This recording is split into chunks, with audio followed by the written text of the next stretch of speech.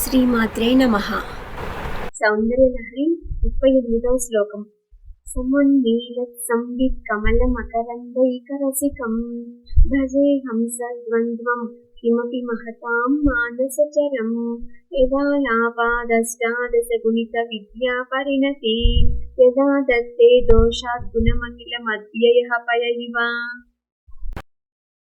ఓ జగన్మాత, హంస పద్మములోని మకరందమును గ్రోలుటయందు పాలు నీరు వేరు చేయుటయందు నేర్పరి. హంస పవిత్రమైన మానస సరోవరమునందే సంచరిస్తూ ఉంటుంది. అలాగే హంసేశ్వరి, హంసేశ్వరుడు అనే పార్వతీ పరమేశ్వరులు యోగుల మనస్సు అనేడి మానస సరోవరమునందు నివసిస్తారు. భక్తుల దోషములను విడిచి గుణములను మాత్రమే స్వీకరిస్తారు. ఆ హంస వలనే, ఆ హంసల కూతల వలనే అష్టాదశ విద్యలు ఉద్భవించాయి.